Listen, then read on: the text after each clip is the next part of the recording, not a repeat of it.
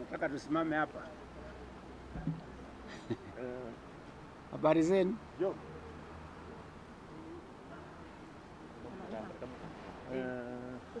We apologize for keeping you still waiting. You know, it's a Saturday, and some people like to sleep more on Saturday, so, but we apologize. The first thing I want to do here is to introduce ourselves. We have leaders from Machakos, we have leaders from Makueni, and we have leaders from Kitui counties. My name is Senator David Musila, and I think I'm familiar with most of you. We called this press conference to give our position as leaders of the Ukambani region or the Kamba community, to give our position in regard to the proposed demonstrations on Monday. And this is not the first time for us standing here and others who are not here to air our position regarding the change of government. All of us here were running in different parties. There were people who ran ANC, people who ran ODM. So we have most of the parties represented by leaders who are standing in front of you. And we have been holding meetings in the 3 counties to talk about the support that we have for His Excellency the President William Samoei Ruto. We as a community support the President. And we want to say that we do not support the proposed demonstrations. And why do we say that? We think that we have other priorities. Priorities of the economic problems that are there, which we believe were not brought about by Dr. Ruto. They were there before, and if anything, what we should be doing is to support the efforts the government is doing in trying to improve the economy of this country. Talking specifically about our community. Our community has been led for the last 10 years by one Stephen Kalonzo Musyoka in the opposition. The community has been known during the last 10 years to be in the opposition. And after meeting as leaders of the community, led by ourselves, decided that we can no longer stay in the opposition for another 5 years and possibly another 5. And therefore we said wholeheartedly, we are supporting this government, and we are not with those people, particularly from our community, who are saying they are going to participate in the demonstrations of 20th, which is Monday. And therefore our call now to the community is that they keep off these demonstrations. They keep off these demonstrations because they will do no good to our community. Our community is embracing the government of the day. We do not support demonstrations, nor do we support anything that is outside the policies the government is pursuing in improving the livelihoods of the people of this country. Our community specifically, as I said, is now bedeviled by many problems. There's a lot of famine, in the area of the three counties, a lot of famine, and we are yearning for development. During these 10 years in the opposition, our areas have not been given the right share of development in this, with this government. And therefore we're asking the current government and assuring them that the community is with the government and that we now want to see development taking place in our area. We also, and this is very important, we want development. We have got roads which were abandoned. We have got water projects which were abandoned. And we think that this government of William Ruto is going to improve the situation and is definitely going to give our community the right share of development.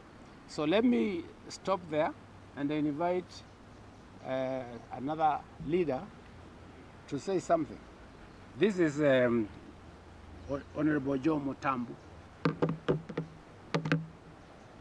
Thank you very much, Senior. It is unfortunate that our country is facing a big challenge. And the challenge we are facing today, despite what you know, the economic challenge, we have kingpin neosis. That is what is disturbing this country. The Kamba community is suffering from kingpin neosis. And if we can cure that, this community will be in a safe place. Why am I saying that? I'm saying that because there is a notion that since Honorable Kalonzo Musyoka is supporting the demonstrations, all Kambas are supporting it. Far from the truth. The Kambas are not supporting the so-called maandamano. We are leaders in this country, and we know what is happening. We are businessmen, and we know how the economy is driven. I would be very happy if the opposition are telling us what we need to do to bring the cost of living down. I have not heard any person, not Raila, not Kalonzo, not Sifuna, not anybody, not Mother Karua, telling us if we do this, the cost of living will go down.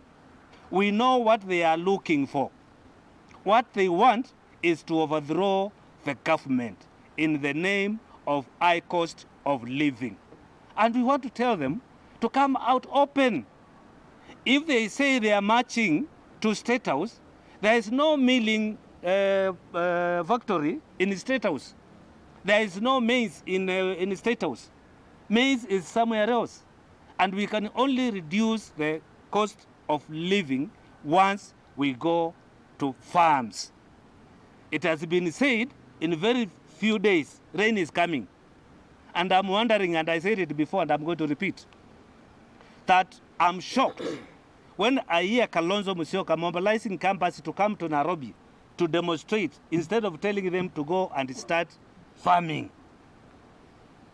So whatever they are telling us does not make sense to us. They said that it is peaceful demonstration. There is nothing peaceful when you are doing an illegal marching, because going to State House, you are pronouncing yourself, you are going to State House to overthrow a government, and you want us to support you to do that illegality. It is quite wrong. I don't mind if Raila Kalonzo take their route to go to Kasarani, they go to Uhuru Park, they go to where, they go to Mombasa by foot demonstrating, we will support them with some water. But the moment they tell us they are going to State House, they are going to overthrow the government, and we are going to kill this beautiful country of ours. For those few remarks, I urge Kamba community not to join this movement. And I urge Kenyans not to go to those places where they are being called for to demonstrate.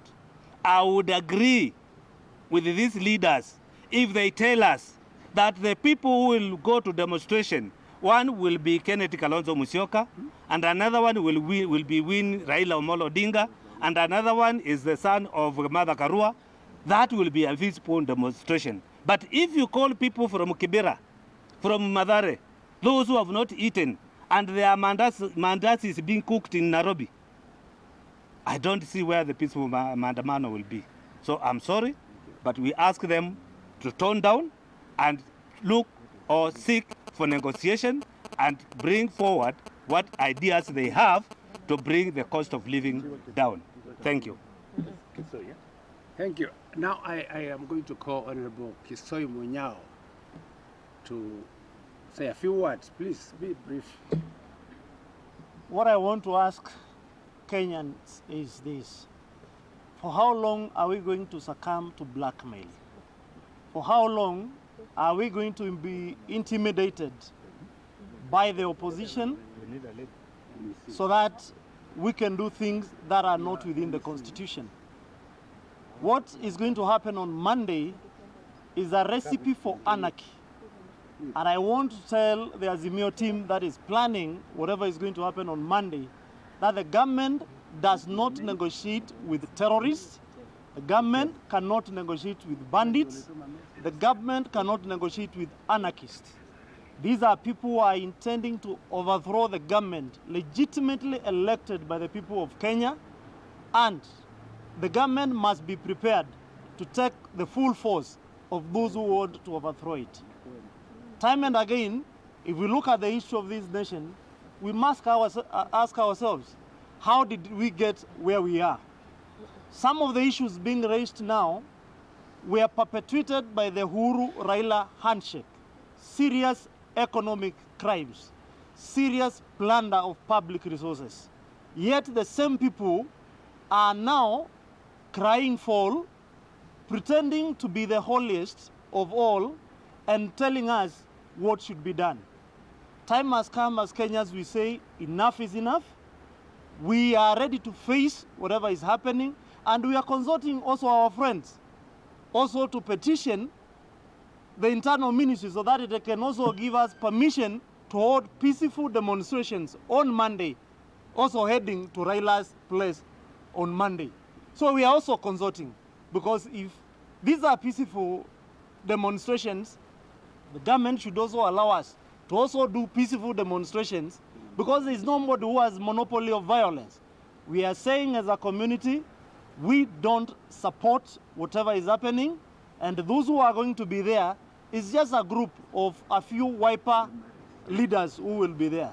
So my urge to the community is that we should stay away from this demonstration of overthrowing this government and stay steadfast and support the government of William Samoei Ruto. Thank you. Thank you. I'm going to ask a lady here, Damaris, also to say a few words, and then we are going to conclude with our youth. One youth, and please be brief. Sure. Thank you so much. I'm here courtesy of Makueni to represent the gender. As you know, our president, Dr. William Samoei Ruto, has really given women in leadership, and us from Makueni County, we are totally condemning the Monday demonstrations. Us in Kambani regions, you know, in our place, our women, they are the ones who are really affected. They are the ones who go to fetch waters. They are the ones who look after families. And in this case, we really condemn, in the highest order, such demonstration will not take place from our region. I urge women from Ukambani region, Machakos, Kitui, and Makueni, not really to bother about this demonious so-called mandamano. Thank you so much. Thank you. Now, Mr. Motevu represents the youth. Thank you so much. On behalf of the youth of this nation, I want to state categorically that we are not going in any way to participate in illegalities aimed at transforming and overthrowing our current government. We know that since time immemorial, the youth have been forgotten and the youth have been misused for personal gains, especially by the orange demonstrations movement. I want to urge the youth of our nation to sit back and ask themselves, how long will we be used by a few people to get their own share of power? And after that power is shared, they let us be. Nataka kusema hili kwa Kiswahili. Sisi kama wanarika tumekataa maandamano na hakuna njia yoyote ile tutatumika vibaya ili mtu ajinufaishe mwenyewe. Wale wanarika wa huko Lower Eastern, sisi tutaenda mashambani, kuna kiangazi huko, tutaenda kupanda, mvua imekuja. Asante sana. Asante. One final. This gentleman is called Malili. Malile. Malile. Asante.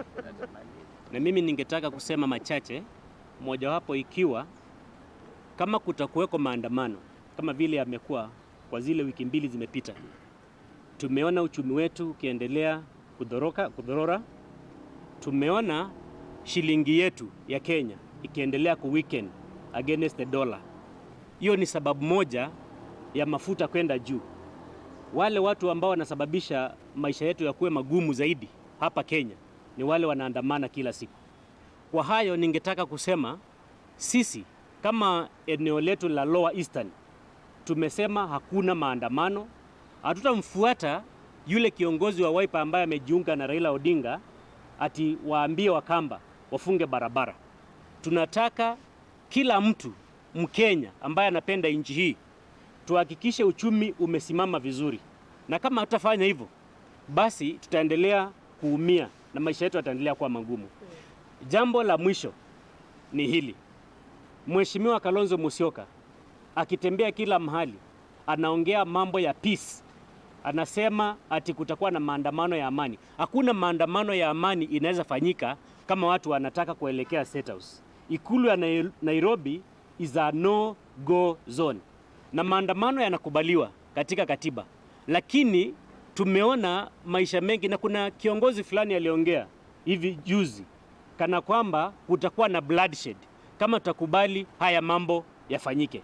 Jambo la mwisho, shule zetu za Kenya, watoto wetu wako nyumbani mid-term. Wanafaa kurudi Tuesday. Kama maandamano itafanyika on Monday, watoto wetu wataendelea kukaa nyumbani. Kwa hivyo tunawasihi wananchi wetu wasikubali waingizwe kwa shimo na wale wapinzani wa Mheshimiwa Ruto ambaye tuna recognize kama president wa nchi yetu. Asante. Okay. Kwa hivyo sasa ningependa kidogo kwa Kiswahili ku wrap up.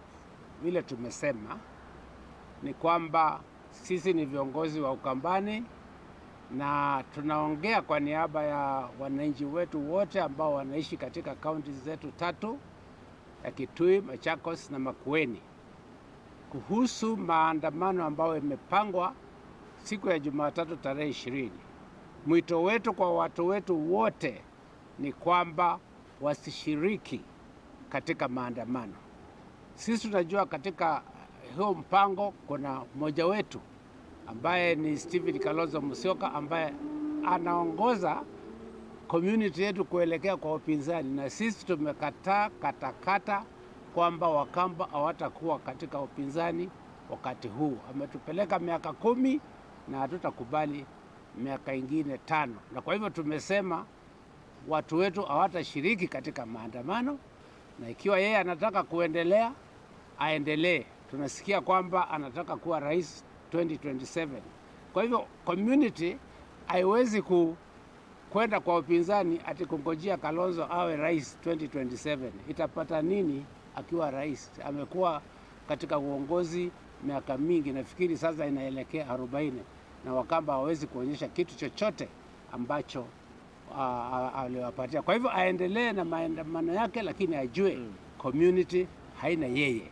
Tuna support serikali ya Dr. Ruto na tutaendelea kuisupport ili tupate maendeleo, kwa sababu Ukambani kuna shida nyingi na hatuwezi kusema ati tuwe kwa upinzani. Tutapikuwa na upinzani ya kufanya nini? Mambo ya Ikulu, mimi kama former administrator and a senior one, all residences, official residence of sitting heads of state, not only in Kenya, ni haramu watu kufikiria wanaweza kwenda kwa pahali ambapo kiongozi wa nchi anakaa, na sio Kenya. Huwezi kwenda Amerika, huwezi kwenda White House ati kwenda huko waseme ni peaceful demonstration. Kenya pia na popote katika dunia, head of state or head of government residence is sacred. You never want to interfere with it. So we urge those people who are contemplating going to State House wawache maneno hayo, wafike pahali wanataka kufika na warudi, kwa sababu itakuwa ni makosa makubwa kwenda Ikulu. Asanteni. Sasa tunaweza kuwauliza kama mna swali moja mbili tuwajibu. Yes, madam.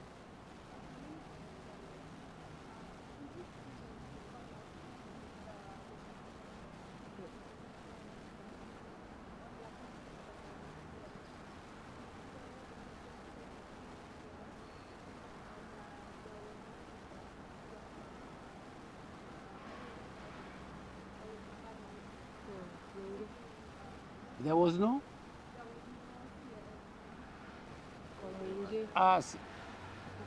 We are not telling them to call off the demonstration. We have never said that. Pagonia, we only condemned it and we said we are not supporting. Mambo ya appointment of CSs, we have no issue. For your information, there are two gentlemen from our region, competent, Mr. Mbaluka and Victor Munyaka. They are from our region. We are not counting them to come from counties. You cannot have from every county. So we are satisfied with the appointments as a community. Yes, sir.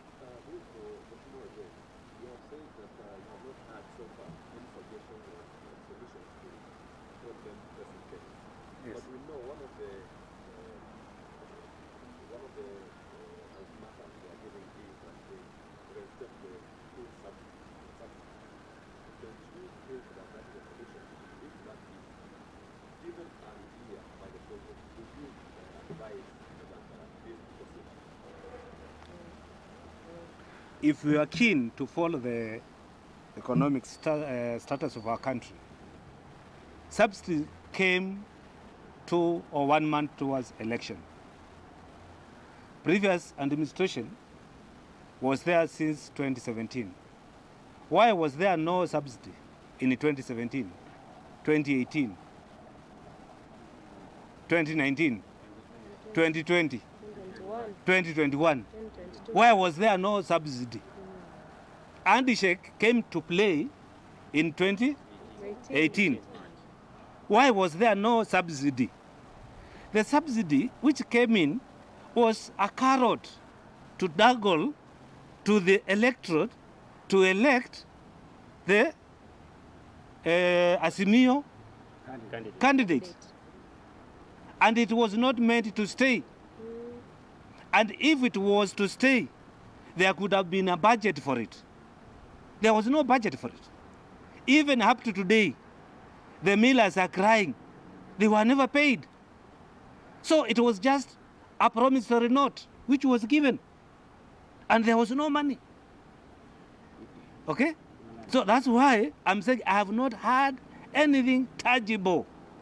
We know that once we go to the farms and we take advantage of the subsidy of fertilizer, the yield will be there and unga will go down. But if a farmer who used their money to farm the maize, how do you expect them to sell that maize at a lower price? And how do you expect a miller to sell unga at a lower price at this moment? What we need to pray for is to get lower maize price so that the price of unga will go down. Thank you. Another question? Hiyo swali umejibu kikamilifu, kwa hivyo hakuna haja ya umetosheka sasa.